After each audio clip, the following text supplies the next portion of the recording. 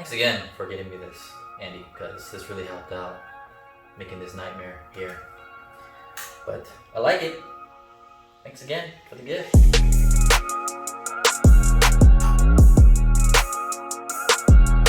I'm deadpouch with Team Sunrise Cosplay, and today's show and tell is my Perfect Cell.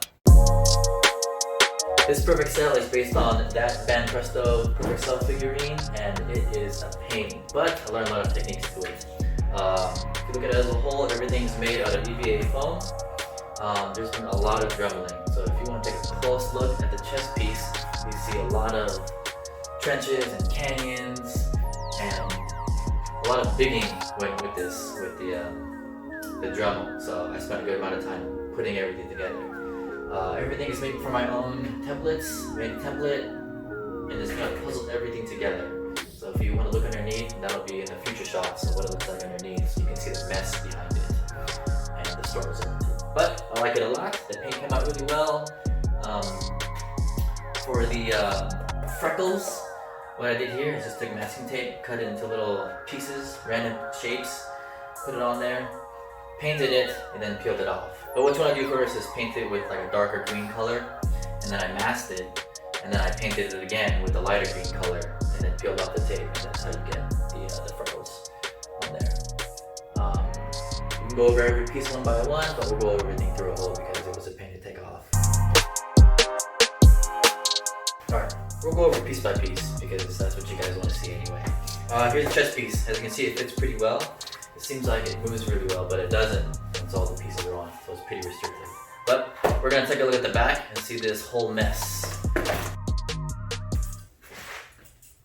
Alright, so the back of the piece, of the chest piece here, excuse all this white stuff, this is from the makeup. I don't know how to take it off, it doesn't want to come off, so I have to live with it. But if you take a look at the back, everything is just puzzled together. I just cut out my own templates and then flipped it over to the other side to make the other half, so everything is just bisected. But if you look at all the small pieces, they're all undercuts and then heated. And then the way you get this form is you just take something round like this and just rub the foam over it. And that's how you get these curved shapes. And then here you see some ones that are domed and then some that are just concave. You kind of just rub the other side of the foam and use it. Yeah, everything is made of EVA foam and then held together with contact cement. It's pretty forgiving since it's foam. If it doesn't fit, just make it fit because that's what foam is for. Squeeze it all together, mush it, so that way you get the project done. Just going to go over the form. I'm just going to go over the details. This fits just like that, and then once it's on, I kind of added the zipper to close that forearm piece. These little details here are just some tubings. What is that probably called? Some kind of tubing. Look at it. If you can find it at your hardware store, grab yourself a roll. But it kind of opens up. Just cut it in half, and then you get the pieces, the top pieces, on the form, and then it looks pretty cool. Now moving on to everyone's favorite piece that they like to bump into, the wings. Also EVA foam, and I use this PVC pipe as like a skeleton to kind of keep its shape, and this goes right into a harness in the back of the Perfect Cell Cosplay to hold it in place. It just shoves into another female PVC to hold it in place. Sometimes it wiggles, but what I do is I just use duct tape to hold it in place. Once I stick it in the PVC ends and just hold it there. And then the stinger piece here, what it does is it just, oh! Moving on to the stinger.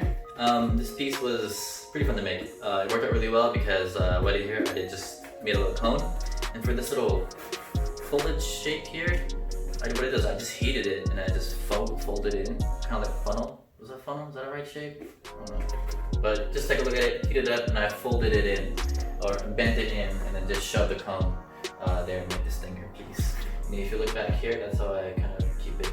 That's how I kind of control when I shove it when I shove it up my ass. I cut out an opening, and there's a pipe in there that I can hold, so I have a little control when I shove it into my back. Last piece we'll talk about is the head, which is probably the most signature piece of Perfect Cell. Take a close look, and you recognize that? It's your Spirit Halloween Jello mold. I use this as the base, worked out really well. I just picked that up, built around it. As you can see, the brain.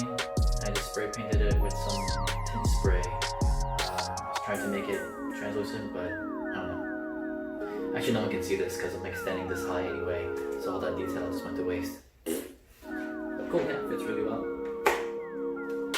It's comfortable, but I sweat in it anyway. You're always gonna sweat.